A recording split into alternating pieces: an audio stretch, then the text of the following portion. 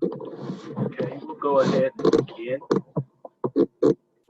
Good afternoon. My name is Vincent Isom. I'm the director of the 21st Century Scholars Program at Indiana University, Bloomington. Welcome to the 21st Century Scholars Summer Learning Institute. We're in the last boot camp session of the series and with one of our best presenters. So you'll hear more about that a little bit later.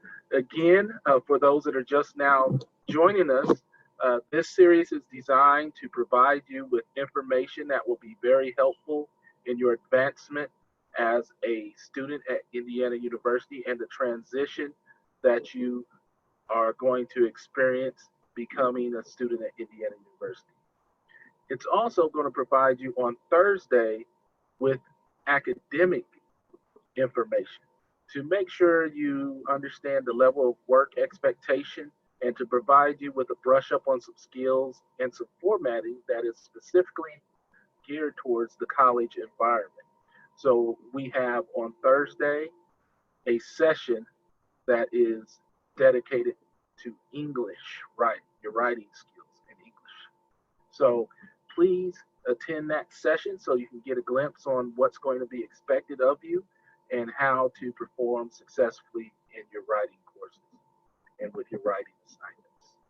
This initiative is sponsored by the 21st Century Scholars Program, the Community and School Partnership Program, and the Indiana Commission for Higher Education. So with that said, welcome everybody, and I turn it over to my colleague, Julia. Good afternoon, everyone. So glad that you could join us today. As been said, if you're new, welcome. If you're returning, we're glad to have you again. Last week, we were so grateful to invite Andrea Sterling to be with us to talk a little bit about the rigors of academic life, learning strategies for collegiate success, and how those kind of differ from your high school career and what you can expect in college. And so we're really grateful to welcome back Andrea today to talk about tips and advice for tackling college reading material with ease. So I know you should have received some emails from Lisa about some of the assignments for today. If you didn't do those, that's okay. We still want to encourage you to participate, to ask questions and engage with us today. You can do so by either unmuting yourself and joining the conversation that way, and or putting questions and comments into the chat. So we'll be monitoring that as well. So without further ado, Andrea, welcome back. Hello, thank you for having me. So let's see, I will share my screen so we can all follow along on my PowerPoint. Let's see.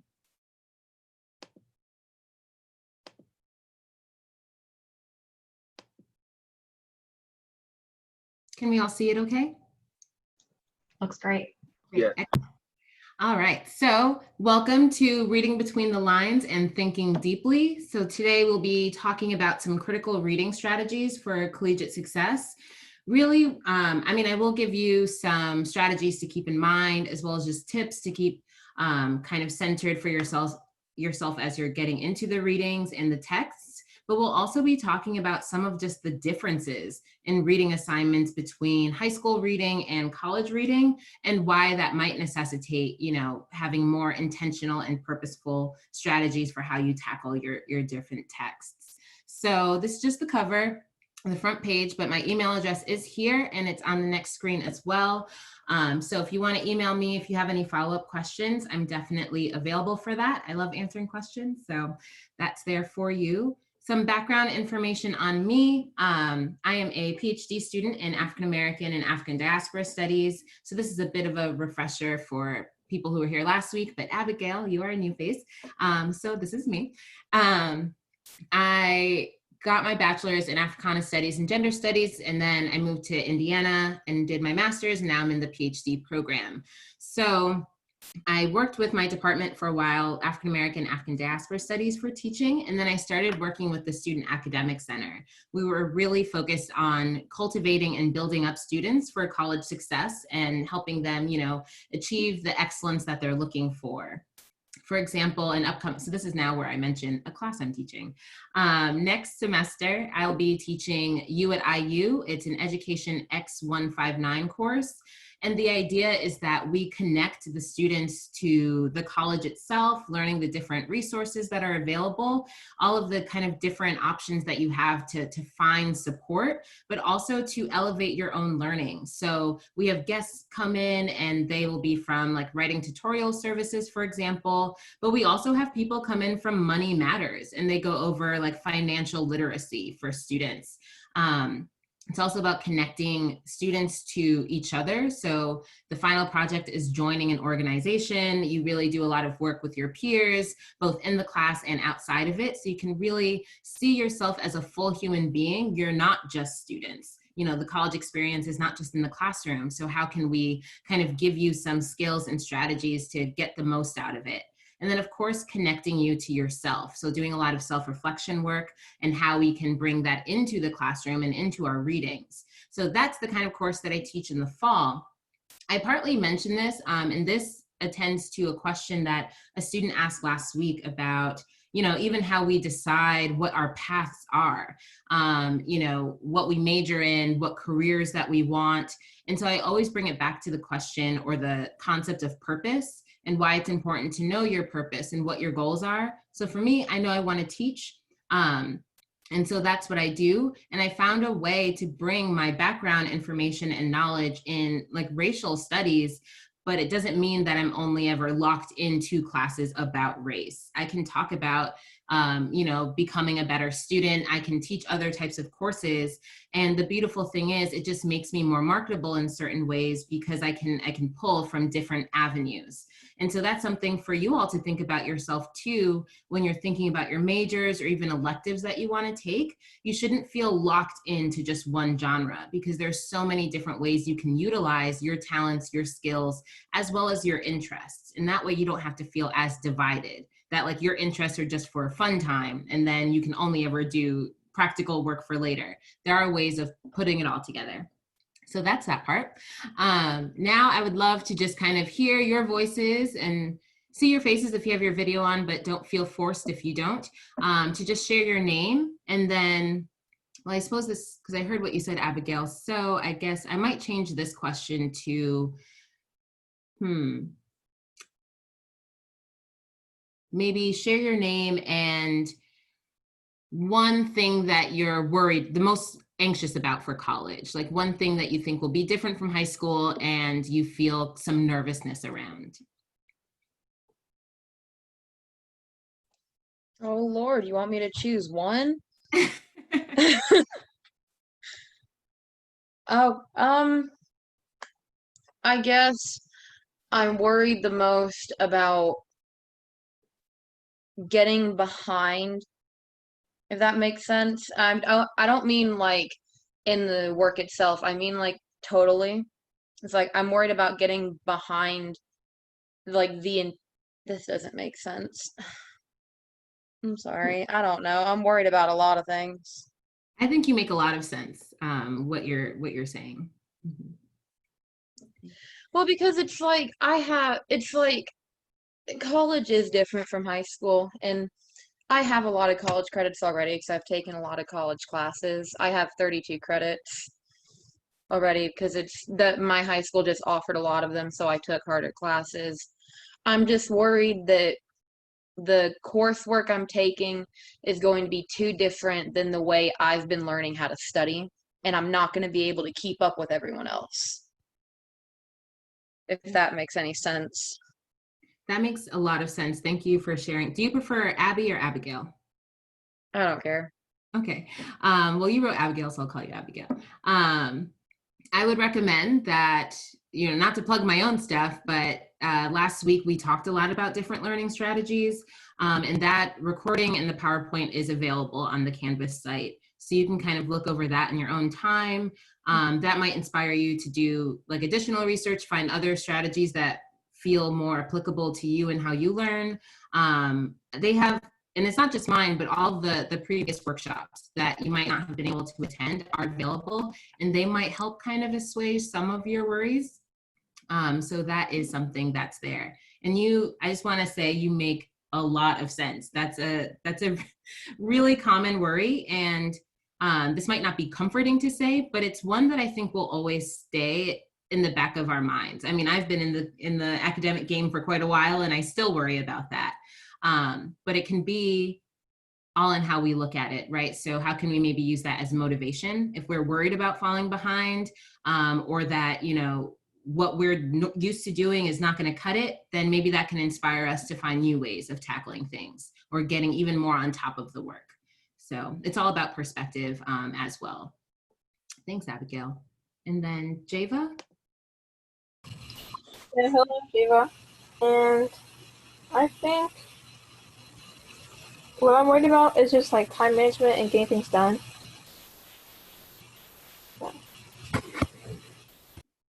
Thank you for sharing that. And they both connect as well, time management and how that all kind of comes together with our studying strategies. Thank you for sharing your worries. It's not always easy to share them, but I think it's helpful to think about them before we get into anything. That way we can start to try to figure out strategies that will calm us down, that will give us some sort of comfort going in. Alrighty, so moving forward, I always like to kind of address what some of the key terms will be so that you can have them in the back of your mind as we kind of go through the presentation. So some of the key terms for today would be critical reading, as well as connective reading. So people might be more familiar with the term critical reading, and a lot of times that has to do with, how deeply you're reading the text, the ability to kind of like read for more understanding. But I make an argument that we should also just think of it as connective reading, because that's really what we're doing when we're doing analysis, when we're really trying to get into the meat of a reading. We want to be able to connect the different ideas that exist in one book, one chapter to the next, but also being able to connect it back to our course or previous books that we read in the course, or maybe even other similar courses that we're taking. We want to be able to connect what we're reading back to our own lives, because that might help us. That might help our lens that we use in how we're tackling the text, how we're analyzing what's in front of us. How can we connect what we're reading to media or to the world around us as well? And all of these things they're ways to get deeper analysis when you're thinking along those terms. Whereas with critical reading, even just how language shapes how we approach things. A lot of times with critical reading, and especially in college, there's this emphasis on just critiquing things. So how can you break down a text, find what's wrong with it? But if we're aiming for more connective reading, yes, of course, we'll find what the weaknesses might be. We'll evaluate the arguments, but we're also going to see what does work. What can we pull out of this to maybe connect to some other text? Or how can we connect it to a reading that maybe did it a bit more successfully? And now you actually have an essay. Now you have two readings that speak to each other because you were thinking connectively, and you can write about that. And I will say right now too, that this presentation is focused on critical reading, and upcoming this week you have more on writing and developing writing skills for college. But I want you to think during this presentation to have in the back of your mind how this critical reading, connective reading will help you as a writer. And when you're doing the writing strategies, think back to the connective reading strategies, because they all go together. What you're looking for when you're reading, how you evaluate texts, how you tackle academic readings, that also influences how you write. The way that you should be writing for a college classroom versus just writing for yourself or writing a blog, or writing a text message. They're all different strategies, and being able to identify them in your reading will help you in your writing, and vice versa. So the other key term, which is one of the same ones from last week, it's purpose. I think that we should always be keeping purpose in the back of our minds and asking, what is my purpose? Why am I doing this? What is this reading about? Why does it exist? Why is it significant? What is the purpose of this assignment, for example? So being able to ask yourself all of those kind of why questions can help you even determine which reading strategy you take. So keeping that in mind as well. And then of course, analysis. So when we're reading for critical reading or connective reading, we are also training ourselves to be able to do analysis in real time. Analysis doesn't only happen when you're writing an essay. There are ways to read for analysis, which then deepens your reading, but also makes, maybe if you have to write an essay later, it makes it a bit easier because you've already been thinking through that lens. So those are some of our key terms for today. So let's jump into it. Reading for completion versus reading for understanding. I break this down a little bit just so we can see some of the differences and name them. Because a lot of times we read for completion, but we don't think of it that way. We're not calling it out for that. But if we're not recognizing that that's already how we're tackling texts, it can be harder to shift our strategies, to realize that we need to maybe choose another way of reading. So reading for completion is essentially skimming or quickly reading to finish the assigned task. It doesn't really allow for a full comprehension of the reading because you're not reading to derive meaning from it. You're reading to finish, what's on your to-do list. It's often a reading strategy chosen due to poor time management, procrastination, or even a lack of connection to the assignment. So for example, if you are, you just know that you have to get this done. Maybe you planned on getting all of your readings done over the weekend before your class on Monday, but something happened over the weekend and you didn't use space practicing, which is something we talked about last week, where you space out your studying. You're going to spend 2 hours this day, another hour the next day, 2 hours, a few days later. So you didn't do that. You waited till the weekend to tackle the work. And now the weekend is over. And for whatever reason, maybe you had to pick up an extra shift at work. Maybe, you just weren't feeling it, but the work did not get done over the weekend. So now it's Monday. It's 8 a.m. on Monday. Your class is at 12 p.m. You needed to have read these 3 chapters. So you don't have the time to read for understanding now. All you can do is read to get it done. So you kind of just skim through, you peruse, you look at some of the keywords, and you hope that you read enough to follow along during lecture. But what happens when lecture is not just a reiteration of what you all are reading? Your professor is now asking you some really meaningful questions about what you read. You'll find that it becomes harder to answer those questions or to even kind of fake the funk, which I think for some people, especially, I won't say especially, but I think that other high achieving students can relate to this. Sometimes if we were high achieving in high school, we might have felt like the work wasn't challenging enough, which could either cause us to push ourselves or sometimes to not, because we knew that we could just kind of fake it and no one would notice. But I think in college, well, I know in college, they do notice a lot more than they might have in the past. And so when they're asking you these meaningful questions and your professor is saying, well, what did you think about this? How does it relate to what we talked about last week? It can be harder to answer that in a sincere way when you didn't read for understanding. You just read to kind of get it done. And so reading for completion can also be similar to reading just to memorize, because you think, a quiz is coming up, so you want to make sure that you just get like the dates and the headlines and all of this. But then again, you're still not developing that idea of what the significance is, where, your comprehension isn't being developed there.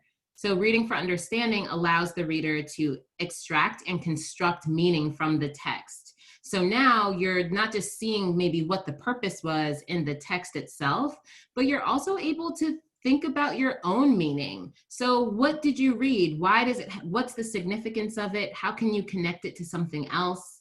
And reading for understanding increases memory retention, and it sets the scene for long-term learning. This is something that was mentioned last week as well, the idea of college being more so based on long-term learning. What you discuss fall 2020 in biology very well might come up, in 2 years when you're taking that more advanced biology course. And the professor doesn't expect in a 300 level course to spend the first 4 weeks doing overview. You need to be able to not just comprehend what you've read, but to be able to retain it and to pull back on it weeks later, months later, maybe even years later. And reading for understanding allows for that. I can give also another example too, and this breaks down some of the other differences in maybe reading for high school versus reading for college, and just the different types of assignments that you might have. Well, actually, I'll bring that up on the next slide.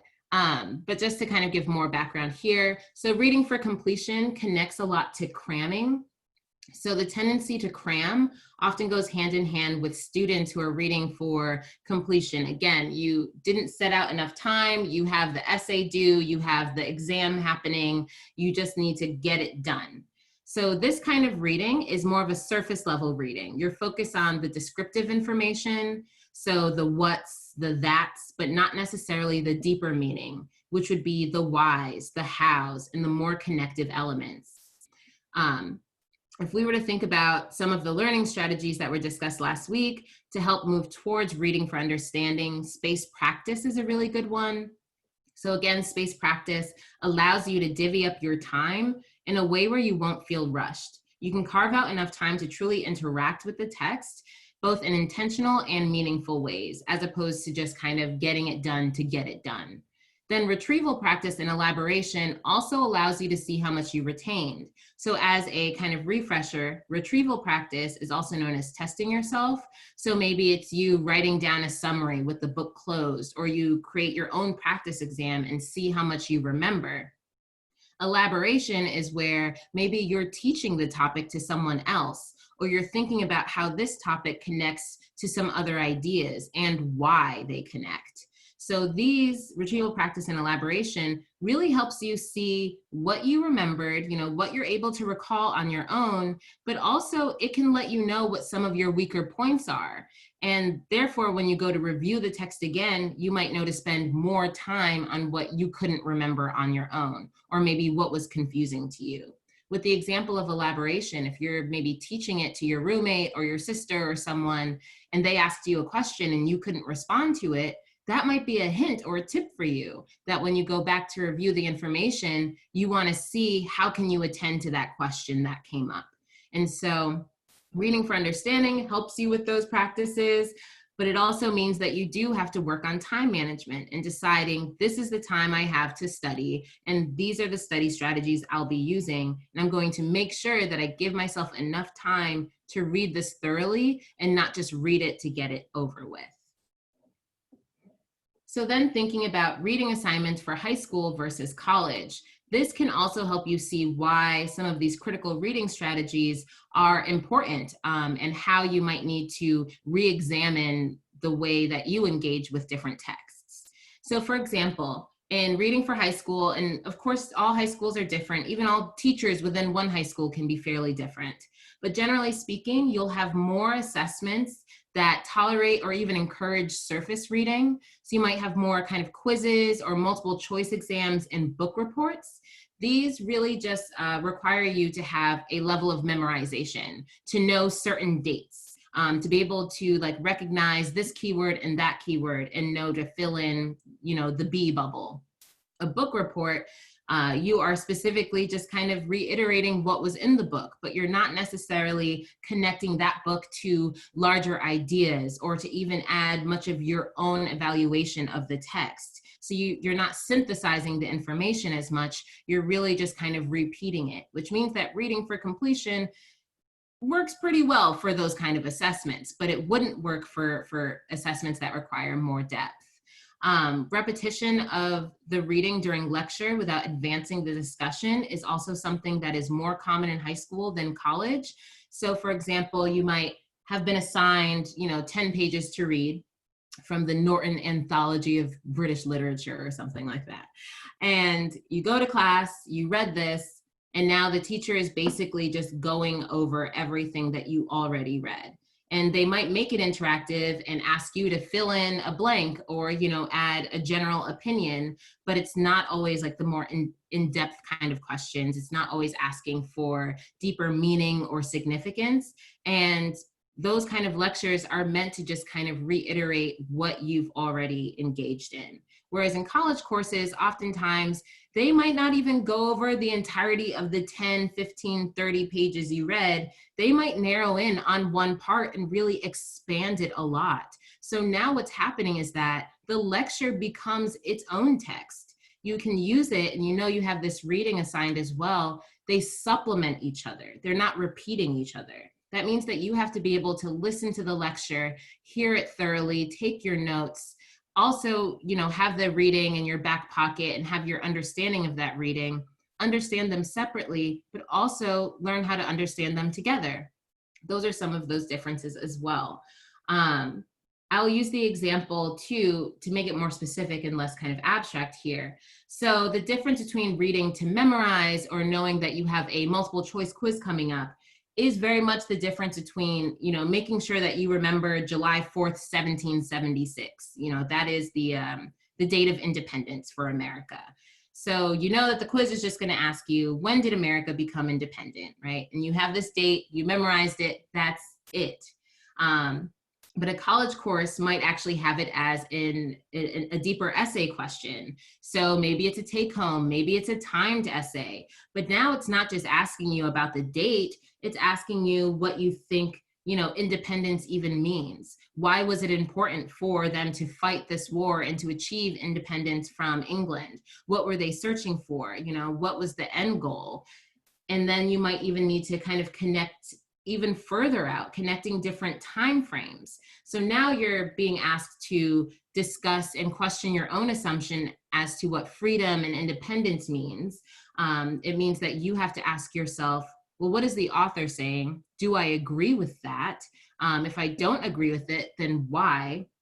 And now you might also even be thinking, at this point, you've really gotten into the text, you have a deeper level of understanding. So yes, you know July 4th, 1776. You also know all of these meanings and ideas around independence and freedom and some of the elements of the Revolutionary War. So maybe now you're really trying to get an A+ on this essay. You decide that you're going to connect it even outside of the text, outside of the era. Now you're connecting it maybe to the protest movements of 2020. How can you see similarities? How do you see differences? But you wouldn't be able to do that if you just read for completion, just to read to memorize. In order to make these kind of connections between things that maybe seem like they don't relate, you have to have a deeper understanding of the text. You have to have a different reading strategy going in so that you are then able to make these kind of in-depth connections about significance and meaning.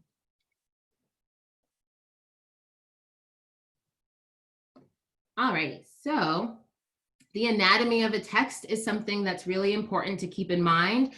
This, again, will help you determine how you strategize going into a reading. And it seems like such a given. What is the anatomy of a text? Why do I need to know that? But it is helpful because it guides you. It's a map of sorts. So understanding that especially academic texts are set up in really formulaic ways. They do fun things within them, but you still find there's an introduction, there's body. So if it's an essay, there will be an abstract maybe, but definitely an introduction paragraph. So the abstract is essentially summarizing what you will see, similar to an introduction in some ways. But then you have the introduction, you have the body paragraphs, and then you have the conclusion, generally speaking. An academic book is also set up that way. You have the introduction, you have the body chapters, you have the conclusion. Even your textbooks are set up this way. There will usually be an overall introduction to the textbook that outlines what's happening in the textbook, you know, what is the meaning of the textbook, when it was written, some of the other texts that it's utilizing. And then you'll find that each individual textbook chapter also has an introduction. And these are really important parts for you to kind of get into and read. So one of the first things to keep in mind is that introductions as well as conclusions should be your new best friends. People often skip introductions when they read casually. Again, they're reading for completion. They might be under a time crunch. I will be honest and I will confess that I am someone who used to always skip the introductions, and I thought I was so smart. I did this in undergrad as well for a while. You know, my time management wasn't always the best. It's gotten way better, of course. But I used to think, okay, I have this amount of time to read. Obviously, the chapters are the most important parts because it's the majority of the book.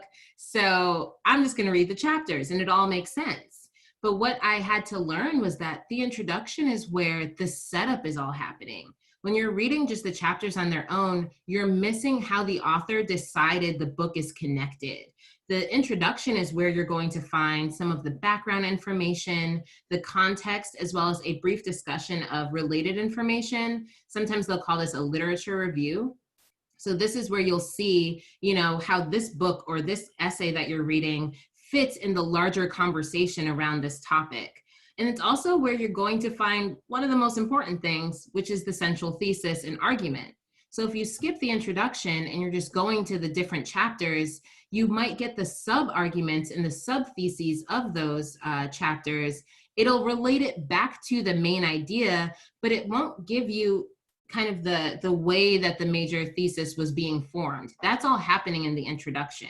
So you're actually getting less information by sticking to the chapters. You're not doing yourself a fair service. I like to think of it, if anyone plays video games, I like to think of the introduction almost like a save point. So, you save, you're playing the game, you save it, you think you're in a safe spot, and then you decide, okay, I'm going to take on the next journey, or if it's Animal Crossing, I don't know, I'm gonna plant this new seed. I have not played Animal Crossing, but I do believe it involves farming. So you're doing all these things. Maybe you even try to get adventurous, right? You're getting lost into the game. Maybe now you've lost all your lives. You've lost all of your rare seeds. It seems like there's trouble afoot. What do? Well, thank goodness for that save point. You can just turn that console off and go ahead and restart where you were before. And I like to think of introductions that way because sometimes that happens to me when I'm reading. I might be knee deep into chapter 4 and I'm just like, what is actually happening? How does this relate to anything else in the book? I've kind of forgotten some of those main ideas. Well, now I know that I don't have to reread, chapters 1 through 3. I can go to the introduction and get some of that. So if we're, maybe you're reading a book about civil rights and you're in chapter 5 and the author is spending 50 pages just talking about hair. And if you, hadn't read it in a while, maybe you read some of it last week because you were using spaced practice. So maybe now you're reading this chapter where they're spending 50 pages talking about hair and you're just like, how does this relate to the civil rights movement? Why am I reading this? Maybe I'll just skip this chapter. But actually what you should do, if you're confused, if you feel like you lost the plot, you can go back to the introduction. That's why it's there. And you can remind yourself what the central argument is and how the author said they would be making that. Maybe it's in the introduction that you can remember that this is not just a historical account of civil rights. Maybe they're talking about the cultural impact of civil rights, or they're talking about the aesthetics and appearances. You can go back to even just the section in the introduction where the author is discussing the different chapters. That will remind you how that chapter fits into the larger argument. So the introduction is so pivotal, not just at the beginning, but it's something that can kind of rescue you throughout the text if you find that you start having difficulty. So I will say there's a lot of analogies. This is how my brain, I just make a lot of connections in my mind. So hopefully some of them can be useful to you, but there are many more coming. Okay, so some important phrases to keep an eye out for. A lot of times we'll call these like signposts.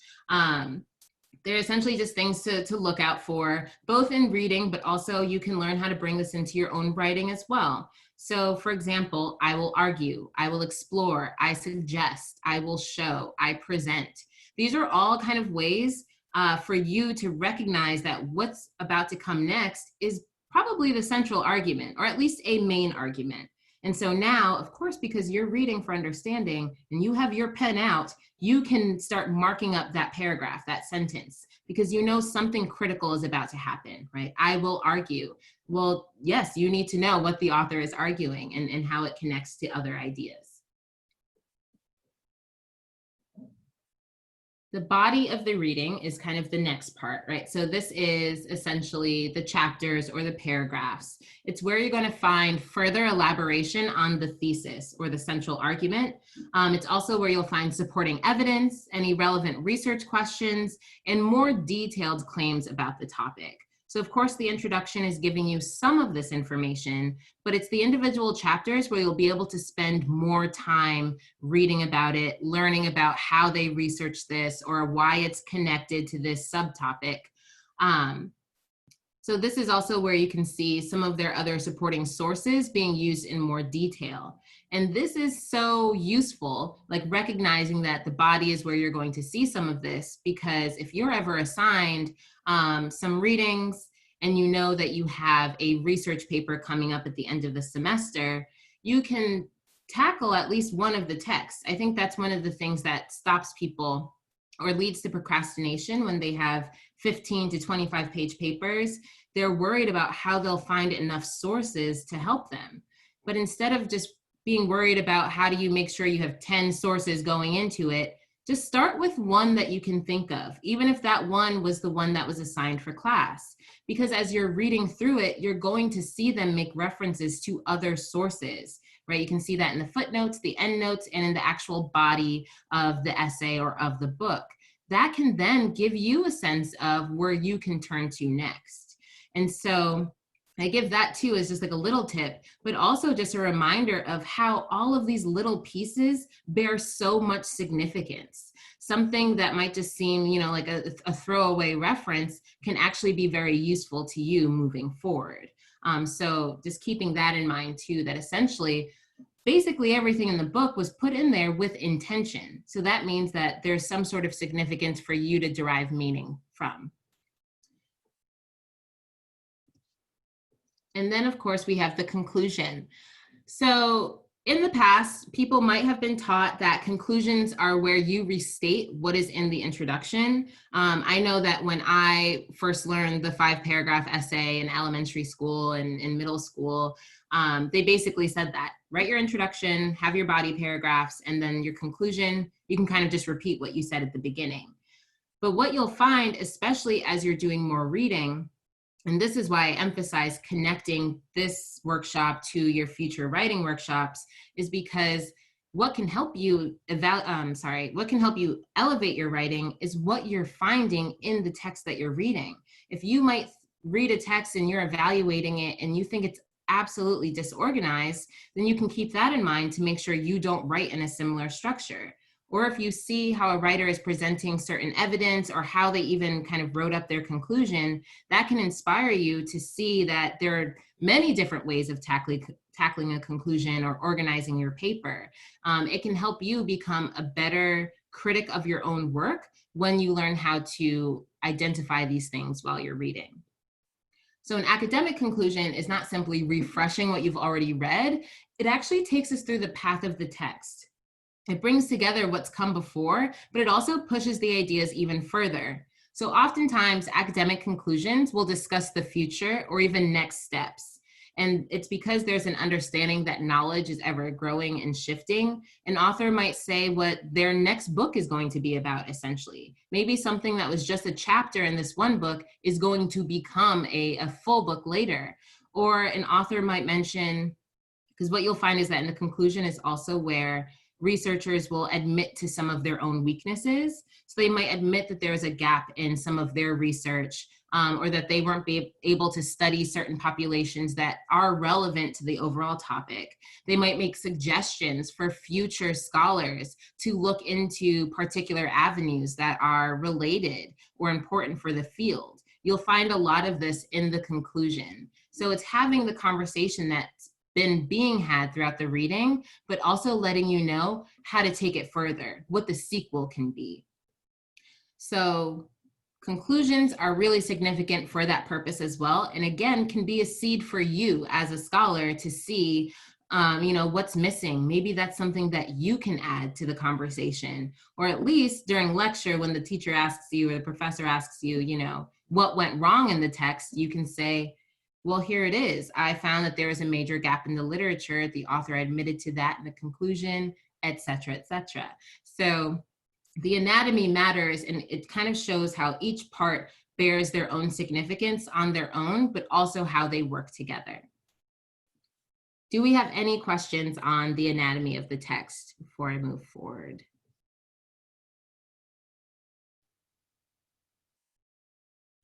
All righty. So SQ3R is a reading method or a reading strategy that is really useful. It's not the only critical reading strategy that's out there, but one of the reasons why I like to use this one when I'm doing critical reading workshops is because I think it's fairly encompassing. Sometimes you'll find strategies that essentially just focus on the survey part or just really focus on what to do when you're reviewing. But with SQ3R, you have all of these different elements, and you can see how they are like umbrella terms for deeper reading. So with SQ3R, the S and the Q stands for survey and question. So surveying or previewing the text, this is essentially your first read of the text. And you heard that right. When you're reading for college, when you're reading for a deeper understanding, you should be allotting enough time to read it more than once. You might not be reading it the same way each time, but you do really need to review the text at least a couple to a few times, if not more. So surveying or previewing the text is in a way your initial read. You're surveying the book, the chapter, getting a lay of the land. So you should look for headings and diagrams, reading even like the topic sentences. So these are the first sentences in given paragraphs, as well as the last, because that'll give you a general gist of the main ideas. Essentially, like I said, you're surveying the landscape and getting a feeling for it. As you're surveying, you should be asking yourself questions. So this is where the Q comes in. What can the title tell me about the reading as a whole? What about the section name, the chapter titles? Who's the author? What do I know of their background and how that might influence the reading? Again, a purpose question. What is my purpose here? Why am I reading this? What is the goal? What should I be looking for? You can even ask yourself, why was this assigned? You know, a little meta question there, because that can help you even know how to tackle the rest of the text. Asking yourself what you plan on getting out of the reading. This might be based on your own interest, whatever the assignment is that was given, and what you've gleaned just from surveying the text overall. And of course, you should try to use this surveying method to make predictions about the text. Think about what you already know from the topic. Think about what you got from the title, maybe what you know of the author. Well, what do you expect to find in this reading? And then take notes. So all of this, you should be kind of taking notes as you're reading. You're asking all of these questions, you're writing down or typing, however you prefer to take notes. It's keeping you engaged. It's also a way of ensuring that you are interacting with the reading and not just falling into autopilot. Even things, as I was mentioning, as seemingly simple as the title, I've noticed that with a lot of my students that they bypass the title or don't even think to reference back to it. But if you're a writer or you even just your previous essays needed a title, you might know how hard it is to come up with titles. They often are very significant. So this is something that matters a lot when you're surveying. I can use an example. An article that I wrote that helped me get my master's was on the 90s rapper DMX. And so it's called DMX Theory in Black, Possessed by the Darker Side.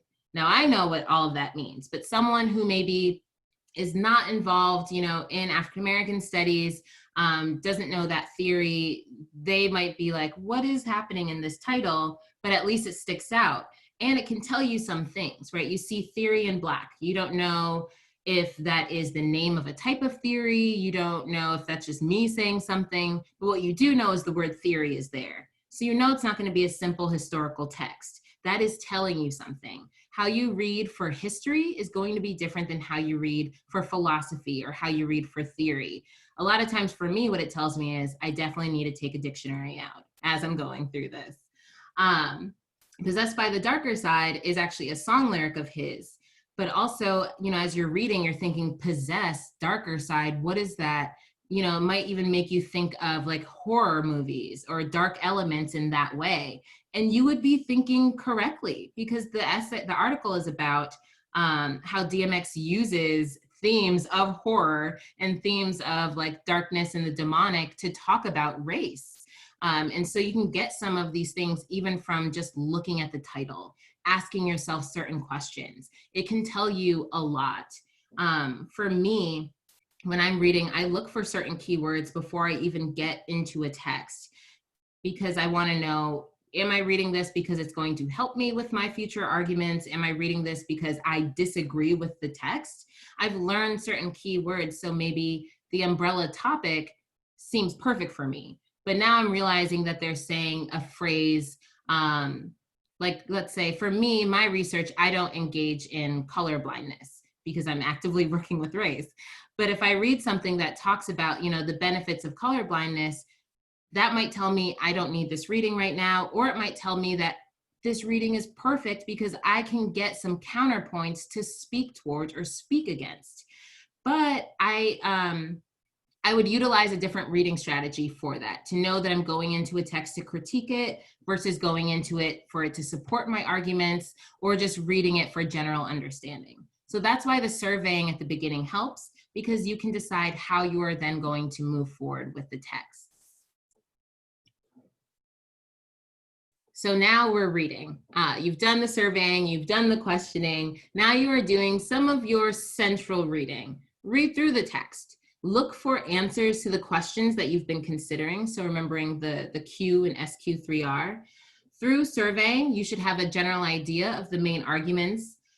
Confirm these, were your assumptions correct? What were some of your predictions? And does it hold up with what you are now actually reading?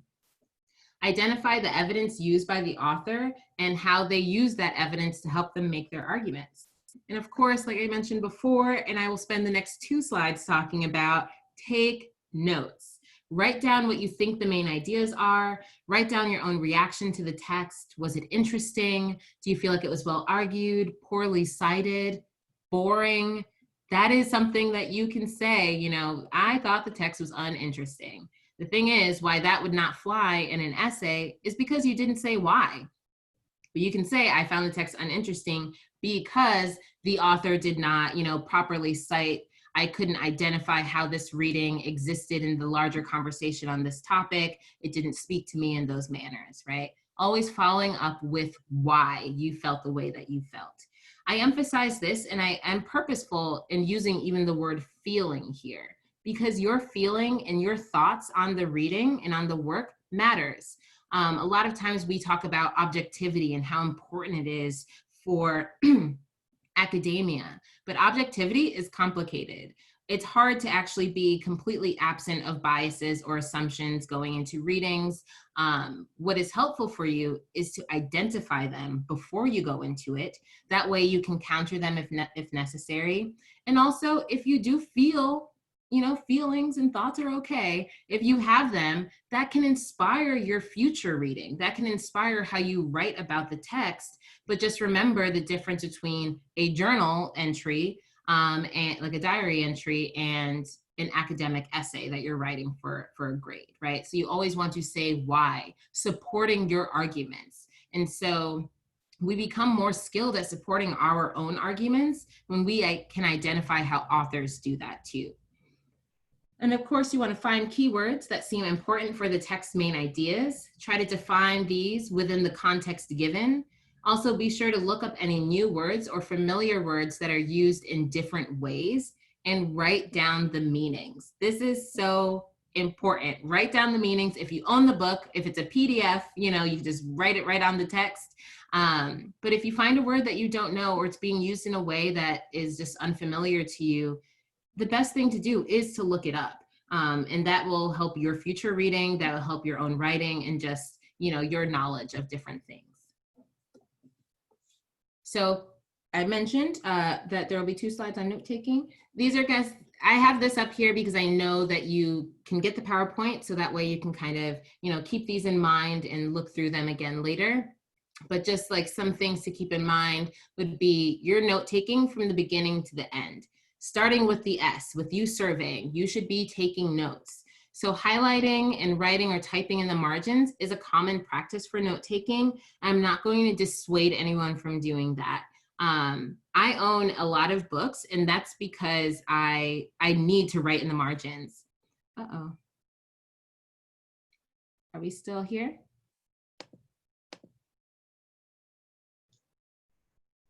Yeah, we're all still here, but we lost your PowerPoint. That's so odd. Okay, let's try again.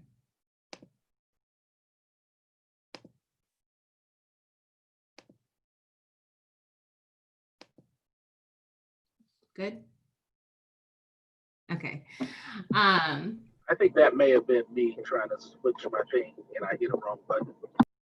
Okay, no worries. So where was I? Let's see. Oh, yes. I write in the margins all the time. It's important for me. If any of you do that too, you might have experienced the same thing, which is you highlight, you write in the margins, you close the book, you don't really remember what page that was on. And so in order to even go through your highlights or your marginalia, it means that you're constantly just rereading the same sections over and over again. So it is helpful to have supplementary notes that you're taking in a notepad, on your computer, whatever feels comfortable to you, or even those Post-it notes that you can stick into books. That way they can kind of remind you where you were and also give you space to elaborate further and help you keep your notes in order. And again, taking notes as you read can help you stay more engaged and ensure that you practice active reading. So note-taking within the text, as I mentioned, don't just highlight, use different methods. Color coding is something that can be useful if you have a lot of different highlighters. And so then what you need to do is make a key. So blue might mean vocabulary, green might mean argument, and you can use it that way. Underlining, circling main ideas, keywords, new vocabulary. One thing that I do when I'm doing marginalia, I have like some notes that I do. So I always do AG for argument. I do Q for research questions. And then on a side notebook or, in my WordPad, I'll write down, Q for introduction, page 22. That way I can remember that I found the research questions in the introduction on this page, and I can go back to my book and get more information from it that way. If an argument ties to something previously noted by the author, you should mark that down on the separate pages as well. So you can see how you can trace the different arguments and the supporting evidence. And you can see that in the moment. You can see it more easily when you're reviewing the text in the future. Essentially, your note-taking is meant to help you for future review, as well as helping you stay active and engaged during the moment. Can I ask a quick question? Mm-hmm. What would you say to the student that says, that takes up so much time, and I just like to highlight? That's a great question. And one, I would remind them about space practice, that yes, it takes up time, but if we know that going in, then we can determine how much time we're allotting to this. And also our purpose, right? Well, what are we trying to get out of this? What do we want to get out of the reading? Are we just aiming to read it, or do we actually want to understand it? Do we need this for, a major credit? If the answer is yes to those questions, then that means that we have to space out our study habits. We have to give ourselves enough time. And I will say too, I was going to mention this earlier, all of this, because it's being broken down into such fine parts, it can seem so overwhelming, but they all actually bleed into each other. So once you get into the habit, you'll find that surveying and questioning just comes to you. They call that, the difference between controlled processing and automatic processing. For me, I start to think connectively because I have had to spend decades doing that, like learning how to connect different ideas to other ones. And now I just kind of naturally do it or even seek it out. But for a while, I had to choose to do that. I had to ask myself, how does this connect to another idea? When I'm reading, I had to ask myself, what is the argument? Where is it? How can I find it? How can I track this? But now I don't even always realize that I'm picking up my pen and writing AG. It's just that, my brain is working together with my body and how I'm understanding the text, because it's moved to automatic processing. It's moved into a habit. So I really want to emphasize that it seems all so overwhelming and it will take up a lot of time. But if you can dedicate that time early on to really engaging with these strategies, what you'll find is that they will just become second nature to you. I really appreciate you giving that answer, because in my listening and looking, I could tell these practices are different in grade levels. Mm-hmm. Oh, definitely, for sure. I think about, even when I was crafting this workshop, I couldn't help but think back to just grading in general and how I'm thinking about, well, what am I looking for that determines the difference between an A or a B in an essay, and what can I read in their writing that tells me about how they read the text and how they engaged with the text.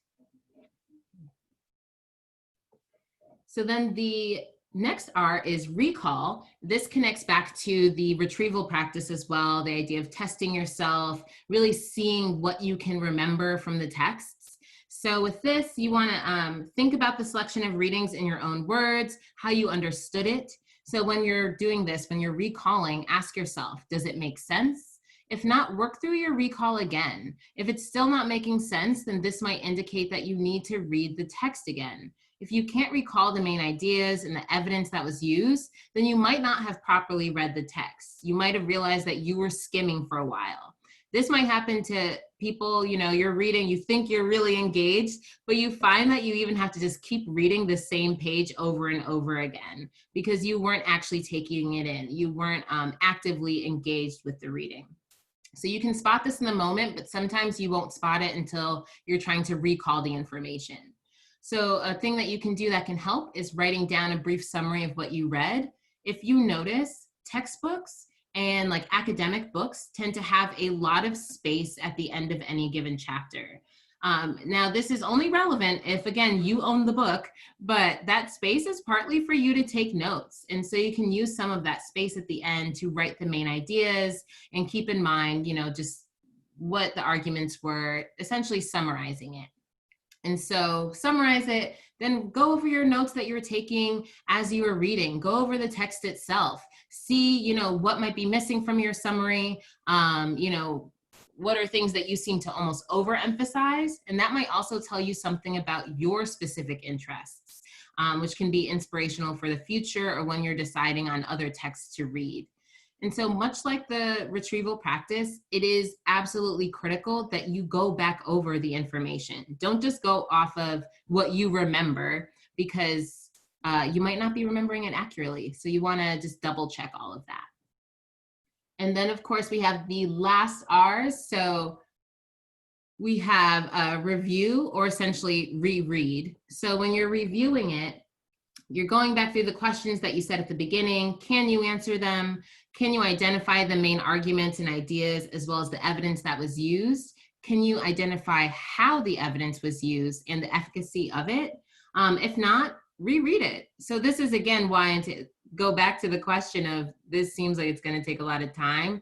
This is why it's useful to really start thinking, how much time do I need to allot for studying? How much time do I actually need to reading this text? It's why it's useful to think, what is the purpose of this text? Is it just like, am I just reading this to help supplement lecture? Am I supposed to be getting something else out of this? You know, asking yourself all of those questions can help you know how much time to allot.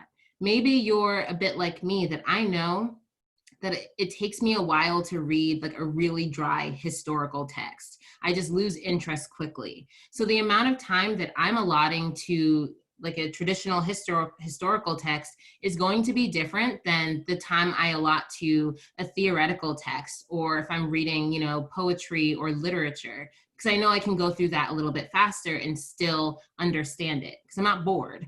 But traditional history is harder for me. So I know, you know, to keep that in mind as I'm scheduling stuff out. And the more you take classes and really reflect on your own study habits, the better that you'll get at, basically, I think of it as like hacking myself, you know, like different life hacks and ways of basically manipulating my own self. So seeing what some of your weaknesses might be or things that you could just build more upon, and then keeping that in mind for when you schedule stuff for yourself. Stop trying to like compare yourself to how other people are studying, and recognize what works for you, what doesn't work for you, and how you can craft a plan with that in mind. So of course, when you're reading for review, you want to make sure that you've got a greater understanding of what's happening. You should be asking yourself all of the above questions, but also narrow in now on this question of meaning. What does it all mean? How can you craft a set of questions to help guide you through the review as well? So you can kind of make almost like a table that you bring with you to every book. And I'm saying all of these tips because it's easy to make them tangible at first, like making a table, writing down these questions. But again, as you get more used to it and you have that repetition, you won't maybe need a physical table for it. You're already asking these questions. I'll put some up as an example. So you might have some purpose questions.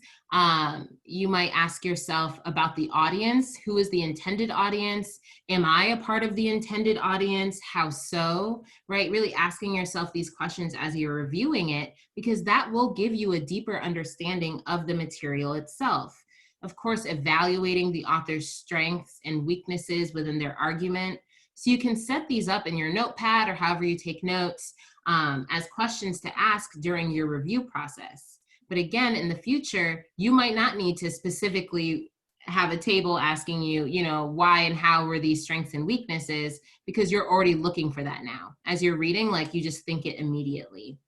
So it's kind of getting into the habit of that. Oh, it is 3 o'clock already. How much time do we have? Now until what, about 3:45? Oh, okay. Excellent. So reading for analysis. Basically, what is analysis? What we have here on the screen is a Crunchwrap Supreme from Taco Bell. This is a homemade Crunchwrap Supreme, not by me, but someone on the internet. And I like to use this analogy when we're thinking about analysis and what it is and why it matters. So something to keep in mind is that analysis is not just description. So again, you're not just saying what happened or that something happened. When you're reading for analysis, you're not just looking for the what's and the that's. You're looking for the whys, you're looking for the hows, you're looking to see how the different elements connect and work together as well as work separately. So you need to get beyond that top layer and go further, always asking and answering why. You need to answer why an author said what they said. Examine some of the broader implications. Think about why it might be relevant to the course, to yourself, to other things that you've read, to the present moment we exist in. And understand that sometimes you're asking why. The author is not going to call you up and answer that for you, but you have the evidence in the text for you to kind of develop an answer, at least based on what you've read. Why does this connect to something else? Why does the author think this? Why is the author using this vocabulary instead of this other set of terms? Essentially, with analysis, you're taking apart your text and you're seeing how it works. So this involves a deeper understanding of the text as a whole, as well as its smaller parts. This is where the Crunchwrap Supreme comes in and how I always think about it, which is that essentially I can have an amazing and delicious Crunchwrap Supreme with beans, no beef, because I do not eat meat, right? So I have this, I love it. I think it's amazing. Could I recreate it? No, because I don't know what goes into it. I don't know what's going on there. But what happens if I were to deconstruct it, if I were to take it apart? Now, one, I can maybe replicate this, but I can also identify all of the smaller parts and maybe even have a newer and better appreciation for the amazing and wonderful and delicious Crunchwrap Supreme. So now I know, okay, there's for sure sour cream in here, there's lettuce, there's a crunchy tortilla and a soft tortilla. Could I have some of these things on their own? What if I just take the crunchy tortilla, the lettuce, the sour cream? That is now a taco, essentially. I can make new things out of this by finding the smaller parts. I can put them together how I please because I have a deeper understanding of them. Or even if we go back to the idea of a title, if someone offers me a Crunchwrap Supreme and I am having a week where I'm just not engaging with dairy, then I know I don't want it because in the title, I know Supreme means sour cream. I don't eat Taco Bell anymore, but I figure this is something people can relate to if you've ever been to Taco Bell. But essentially, it is the idea of when you are able to take something apart in this way, you can identify the smaller parts of what makes it work, what makes it what it is. Which means, yes, you can rebuild it. You can put it back together. You also have a new appreciation for how the smaller parts stand alone, but also how they work together. And maybe during this deconstruction process, you realize that something is actually not necessary at all. What happens if I put this all back together and I didn't include the shredded cheese? Would I notice? Would I not? right? What happens if I take an author's argument and I take out, one of the references that they made? Does that totally change their argument? If it doesn't, then why did they include that reference at all, right? So now I have a new way of understanding the text. I have new elements of critique as well.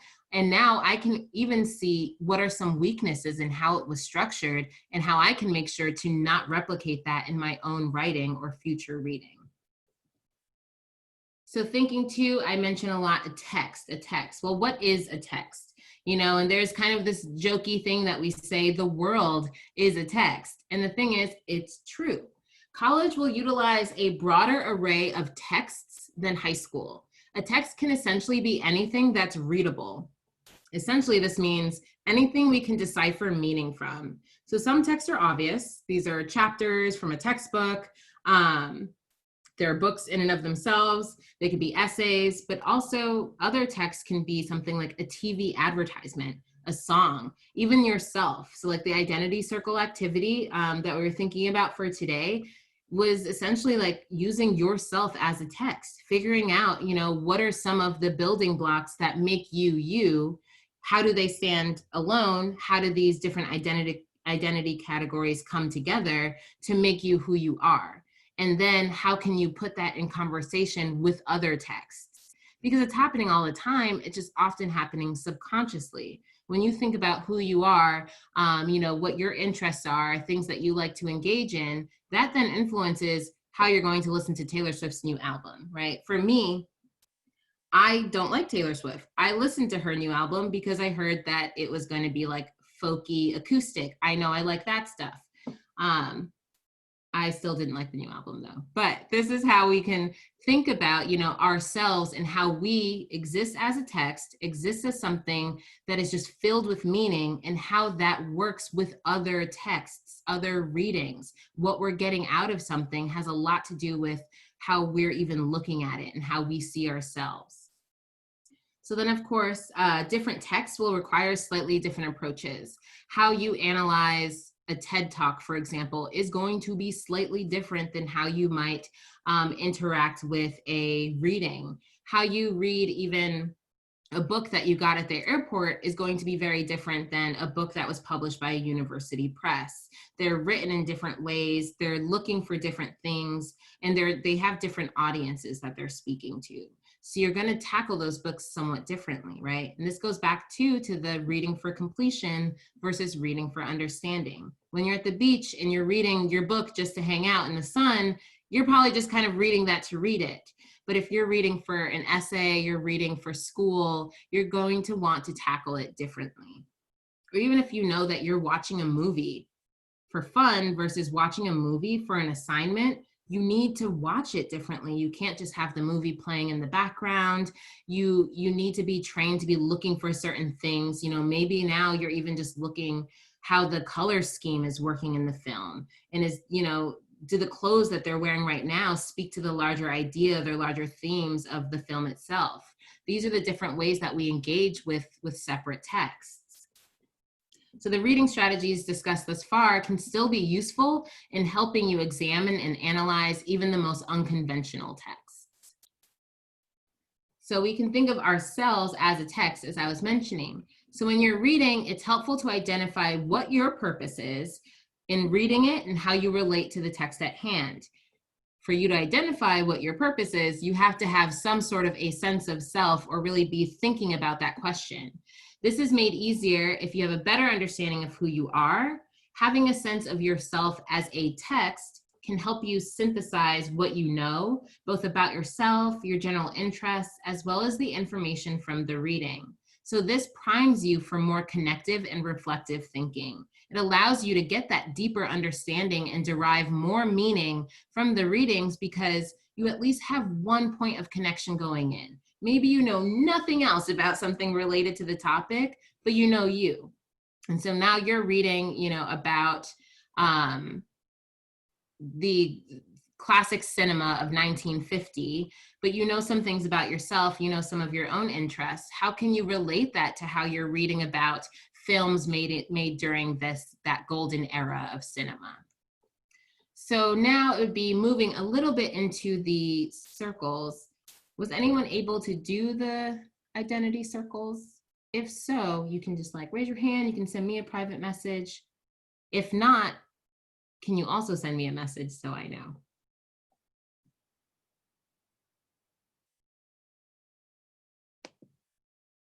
Okay, great. So the assignment itself is available on Canvas, so you can kind of work on this on your own, but basically I'll just kind of do a quick overview of it, which is that the identity circles is asking you to think about your own identity. And so there are some of the obvious categories like race, class, religion, sexuality, gender, ethnicities, etc. But there can also be other things too. Essentially, it's asking you, what makes you you? What are things that you find to be core and important to who you are as a person? How do other people see you as well? So all of that comes into play with the map.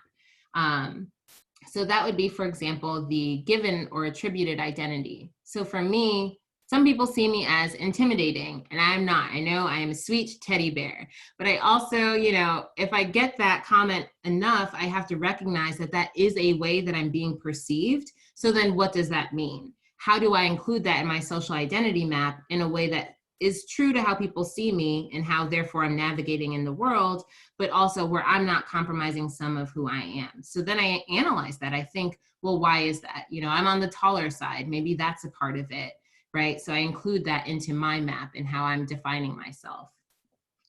So for the assignment, the idea was that you would kind of make your own map, think about, your identity categories and where they fall. So the different areas of the map, there is given, which are the conditions outside of your control, such as your birthplace, gender, some family roles, etc. This can also include how people see you, as I was saying, and thus the identities that they give you. Chosen, this is made up of characteristics that one chooses for themselves. For example, hobbies, political affiliations.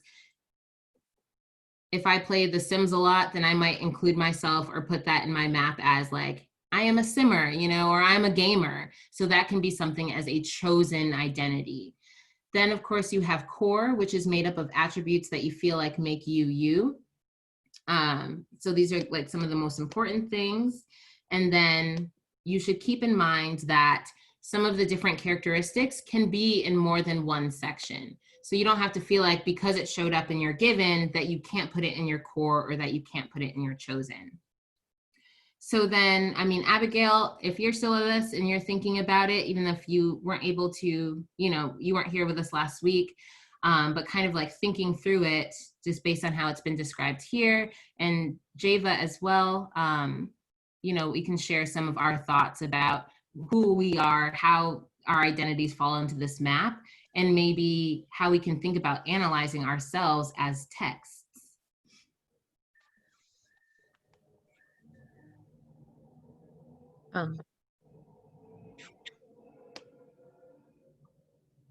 So this is just an example of mine for, just to help people out. So like for me, I have where I'm from originally, which is Rhode Island. My family is Jamaican, so I'm Jamaican American. I am a Pisces because that's just when I was born. My race is in here, my gender, all of these things are in my given because it's how people see me. It's how I move in the world in certain ways.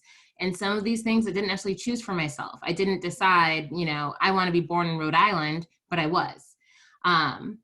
So then my chosen are some things about me that I choose, I actively engage in. I'm a scholar. Otherwise, I wouldn't dedicate my whole life to being in college, right? I love it. It's something that I've chosen for myself. Educating. I have Black here too. That's my race, but it's also, a political identity, but it's also something that's just important to how I see myself. So it's in my chosen. It's also in my core. So you see a lot of overlap between my different kind of circles. And I feel like these are some of things that make me who I am. Like I'm a sister. I don't know if I put that in there, but I'm a daughter, I'm a sister. That just kind of exists though. It's not something that, I see as pivotal to who I am. So what are some things that you all might feel comfortable sharing in your circle, or what might appear? For me, I have, for the given, I have, one. I just had it. Okay. I have African American / Black, and then I have Aries because of my birthday. Mhm. And then I have daughter and sister. And then for the chosen, I also have African American and / Black. And then I have I'm a track runner, I'm adventurous, and then I'm a Hoosier. And then for core, I also have African American / Black. And then I also have Aries, and I'm an athlete. Great. And so these are major ways that you kind of see yourself. We can see some of the overlap that you have in the different categories too, right? Yes. Mhm. Great. Abigail, if you were to kind of think about doing this, what might be some options or topics that you would put in the different circles? Um, I honestly don't know. That's fair. Mhm.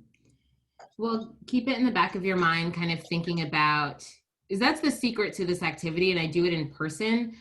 People tend to think they can do it in 10 minutes, but often it ends up taking about half of the class time because we can write down, and even this one is a really quick one of mine that I just had on my laptop, but ones that I've done before have just taken more time or way more filled because as you begin thinking, other things come up that maybe wouldn't have seemed as important. If someone asks you on the spot, hey, what are some of like the most important things about you? You'll think of maybe the most obvious or the things that you're really passionate about, but that's not all encompassing. So if you really give yourself enough time, you'll start to see other things that you maybe didn't even realize, or break down some of these major ideas even further. And so to kind of connect this back to this idea of examining ourselves as texts, right? These are some questions to think about. So whether you have your map or even just the idea of the self as a text, I'm curious what you think. So what can we gain from examining ourselves as texts?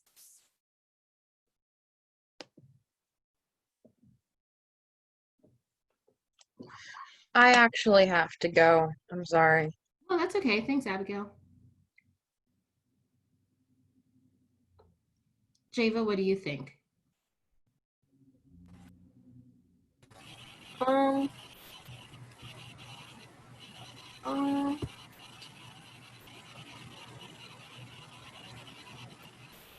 I guess you can like take in like um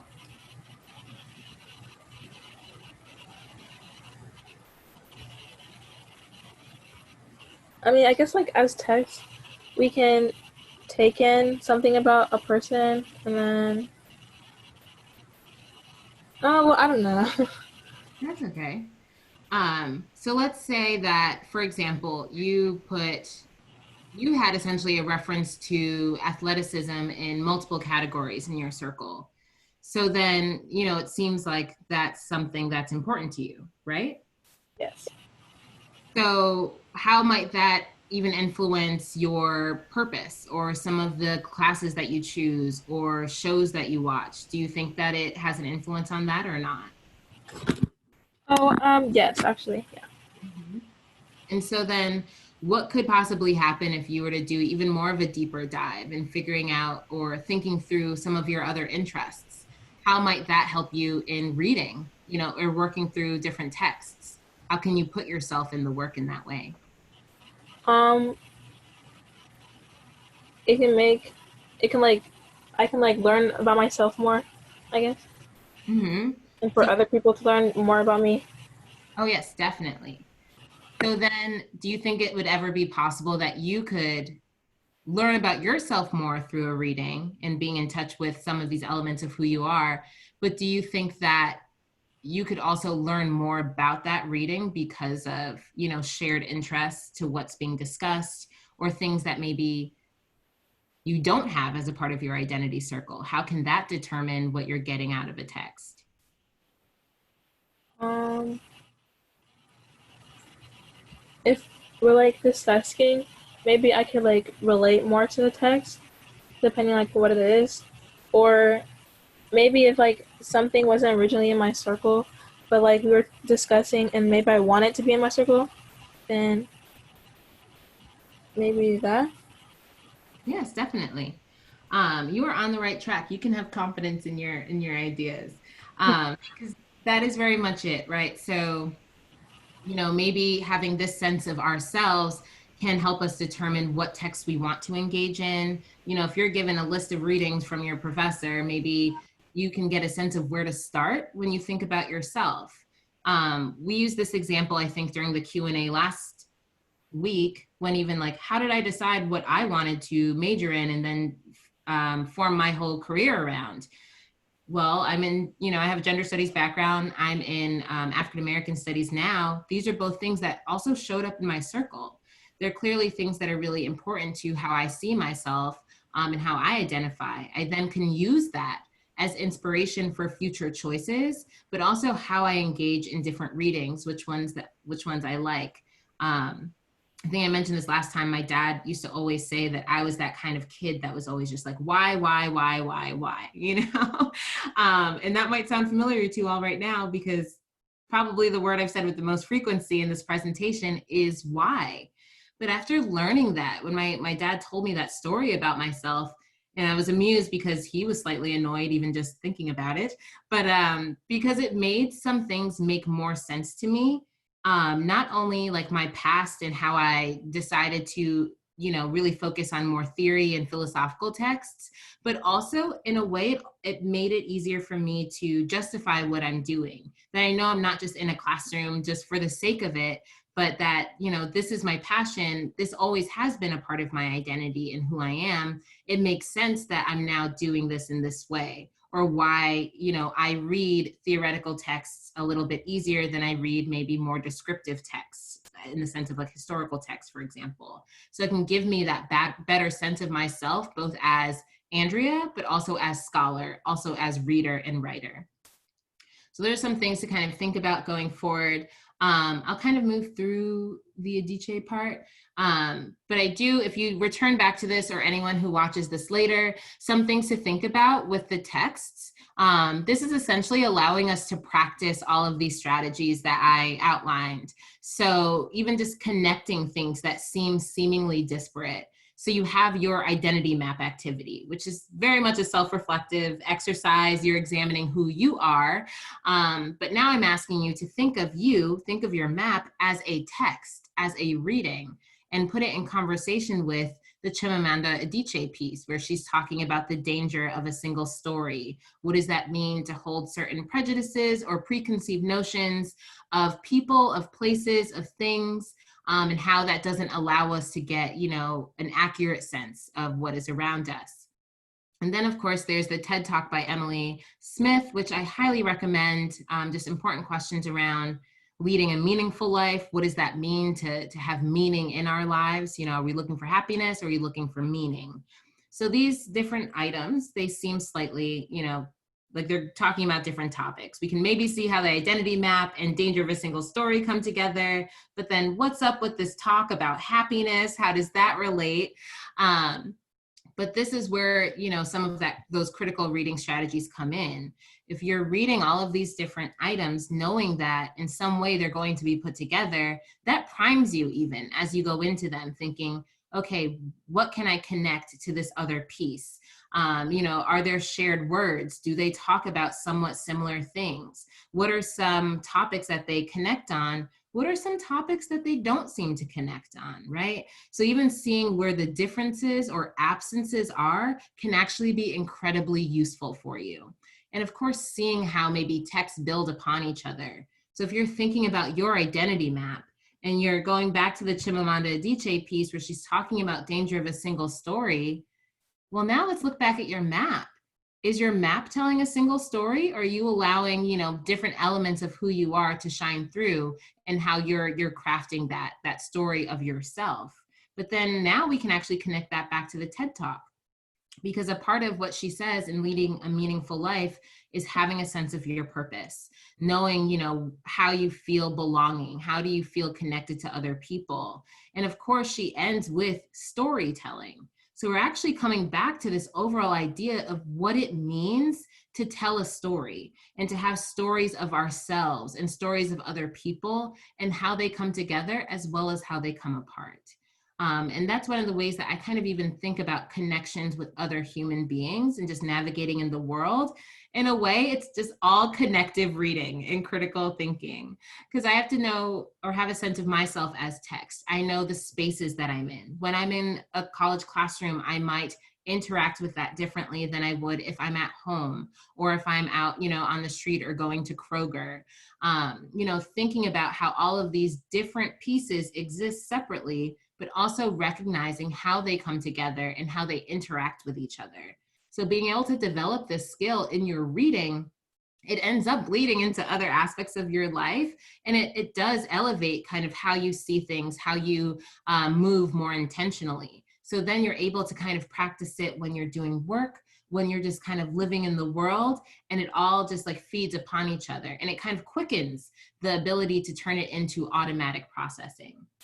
So some questions I think to think about too, if you return to the slide, would be the different pillars that Smith puts forward in her TED Talk. She talks about belonging, purpose, transcendence, and storytelling. So something that can be useful is thinking, okay, her talk is about finding a meaningful life. I wonder if the way that she discusses meaning and breaks down meaning can help me in even finding meaning in different readings or finding meaning in stories or films that I'm watching. And one can argue that they can, right? Thinking about the idea of belonging. She says, quote, comes from being in relationships where you're valued for who you are and where you value others as well, end quote. This is kind of similar when we think about a literature review, when we're thinking about how we're going through the different kind of readings and how they are part of a larger academic conversation.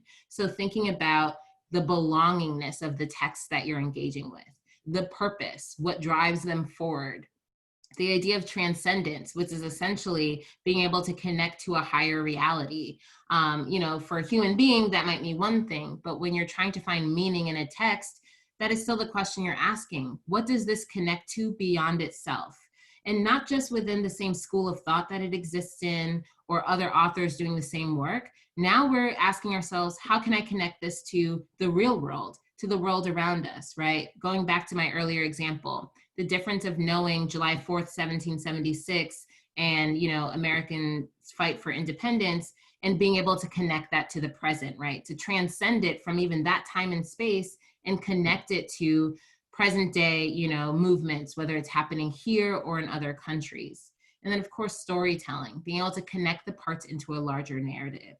So even being able to tackle the Smith text, or it is a text, but the Smith TED Talk in this way allows you to practice a lot of the things that we were already talking about throughout the presentation.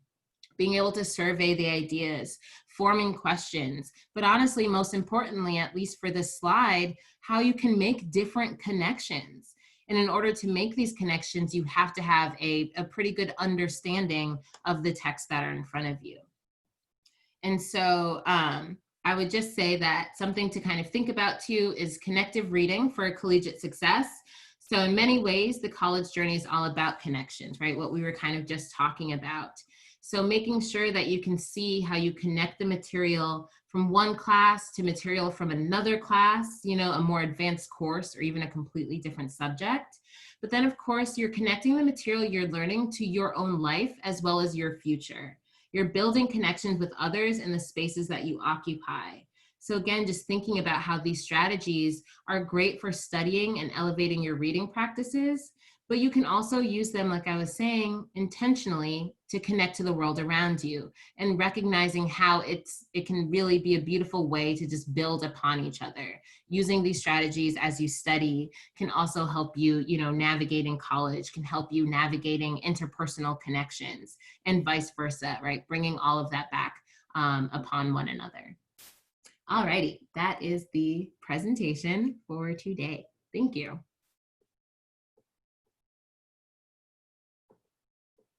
Do we have any questions or follow-up thoughts?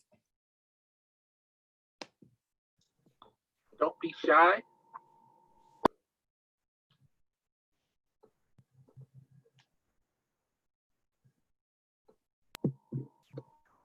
one of the thoughts that I had, I'll kick it out with ice. One of the thoughts that I had was the point that you made in closing, how the connections play such a great role in the seamless application of that skill across the college experience. I think that was a very important point to make. And how, so my question is basically with you and Javay, when you hear that point as someone that's looking to start their future at Indiana University, how do you think you'll be able to apply that point as soon as you arrive?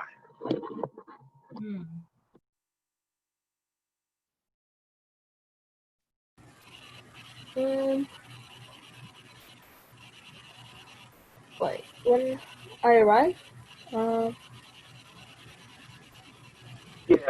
How do you see yourself applying that information that she just provided as far as the important role of connecting information and how that can help you not only in the classroom but throughout this experience? I guess I can apply it to, well, mostly definitely like schoolwork and stuff, but also in like, I feel like you can also apply it to like real life and like places, like meeting new people, meeting new people, and maybe like making friends. You can go into depth of what someone is, like, and stuff about them. Yeah, I think that's it. Awesome. Awesome.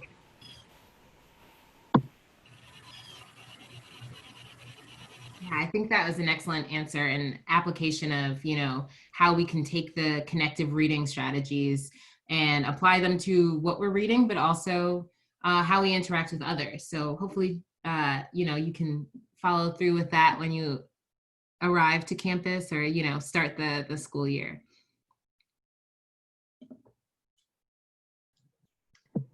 Andrew, one thing that I was thinking about, we talked last week about the space practice or the space learning, and you mentioned that a couple times today. I could see myself, and I'm sure I've done this, I can't point to specific instances, but I'm sure I've done this, where I had mapped out that I was going to do space practice for an assignment or even something that I do at work, right, a project. And let's say I said, okay, I'm going to do an hour a day every day this week. Well, Monday I wake up and I'm just not feeling it. So, but I've got, 4 other hours scheduled this week. And then Tuesday comes and, something comes up. I have to take my cat to the vet. By the end of the week, Friday comes and I have not done my spaced practicing. How can we avoid or keep ourselves motivated about the importance of protecting that time, or how we might kind of adjust as life happens? Do you have any advice on that? Oh, definitely. I would say that one would be the eat that frog idea of just figure out what it is that you're probably the most likely to procrastinate on and just get it done first. That's one thing, and I feel like that would be a very on-brand answer with how I've been discussing things. But I would also say that it's important to allow ourselves some level of grace, and not in the way that we, are just letting ourselves let everything go. But sometimes, maybe Monday I didn't get through something. And so then now Tuesday comes, and I'll use me for an example, because I'll do this in times, and I think I mentioned last week that a lot of times like my frog is working out. And so I will like not work out on Monday. And what I do is, okay, well, then I'll just do a double workout tomorrow to make up for Monday. Or if it's studying, right? If I had given myself an hour each day, but I skip one, then maybe I say, okay, well, that means that I'm gonna read for 2 hours the next day. That can work for some people, but for some other folks, that can also become really overwhelming. So I would say, one thing is to keep in mind, just pick up where you left off sometimes, don't feel like you always need to make up. Because especially if you are really spacing your practices out well and being intentional with how you're engaging with work, then hopefully like one missed hour isn't going to put you totally into, a spin. I think also one thing that can help keep us motivated is that when we're making our schedules for ourselves is to allot our free time as well. And I think that sometimes that can seem weird to say, and it'll almost make it feel like our free time is not our free time, but I like having it, and I always mark it off as yellow, as this joyful color, because to me, when I can see it in my schedule, I know it's like a reward that's coming up, or I at least know that this is a planned break that I have that is literally just for me. I could do nothing and I would feel productive about it because it's scheduled. What that means is that maybe this free time is also my flexible time. So if I missed on Monday and now Tuesday has come, and maybe I even missed Tuesday, who knows what's going on. So Wednesday comes and I happen to have like a 3-hour block of my free or flexible time. Maybe I can find a way to rearrange some of that where I can attend to what I've missed, still feel like I'm taking care of myself, but now I'm not feeling absolutely and utterly overwhelmed as to where I can try to like cram in the study time. Because if, I think that if we don't allow ourselves flexible or free time, then of course our brain just goes, well, I'm gonna have to cram it in over the weekend. I don't see it anywhere in my schedule. But if you put the flexible time in, it's definitely there in the schedule. Thank you for sharing that example. That kind of sparks some other things to me as well as I do like games. I like puzzles and games and things that keep me motivated in that way. And so kind of gamifying and keeping a streak is sometimes, helps motivate me. So even like taking, okay, I don't really feel like doing it today, but if I can do 5 minutes, then I've still done it, right? I can keep that streak going, and I have devoted some time to thinking about it, and so maybe those are some other strategies people can use too. But I appreciate your thoughts on that. Yeah, I think that's a great idea. And specifically what you said, like, at least I thought about it. And I think that sometimes we undervalue what it means for us to even just be reflecting on the work that we have in front of us. Sometimes, yeah, spending the 15, 20 minutes, at least thinking about it, keeping that streak alive, can be really useful. One of the ways I hack myself too is accountability. So I will have some friends that I'm just like, hey, I'm trying to do this. I'll check in on you about how far you are in your work. Please check in on me about this. By the end of the day, we will need to have texted each other. And so that way I also have in the back of my mind, like, well, I don't want to be the one that didn't do it. I have also set up like in my bathroom, like on the mirror, I have Post-it notes for like my workout schedule. And I put like little, it's so dorky. I have like little rhinestones that I use because I love looking at the sparkle. So it's a way of being like, well, I don't want to not have it, not have enough gems because now I'm following all of my gems, but also like it looks nice to me. So I almost get like a rush of joy from even just doing it. So I think finding ways of essentially like hacking ourselves or learning what we might need can be really useful. Absolutely. Thank you. Thank you. Awesome. So now I want to broaden that question opportunity for our students. Is there anything, Javay, that you have a question about heading in? This is our last boot camp session. Is there any question that you have that hasn't been addressed or that you'd really like to ask as you're heading into the fall semester?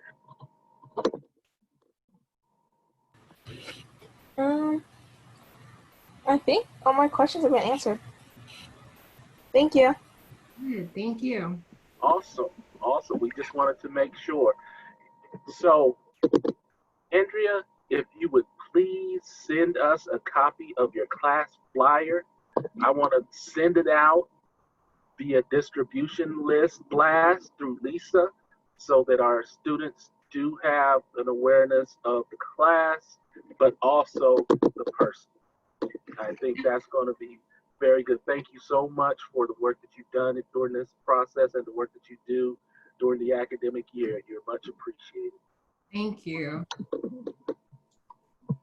Yes, So thank you so much. I've appreciated these, the entire series, but these last two sessions especially have been really helpful even for me as a working professional. So I'm glad that we've got students who can take some of that knowledge and apply it. Oh, good. I'm glad. Honestly, even just, getting the presentations together have been helpful to me as reminders. Like I started barking, eat that frog at my friends all week, just text them like, did you eat that frog? So it's been a blast. So thank you. So thank you all, my partners, our presenter, Andrea, my partners, Julia, and my support and partner in this effort as well, Lisa. Thank you so much for the effort that you put forth. And of course, our students that have been engaged. We look forward to you using this information, utilizing this information, and having a very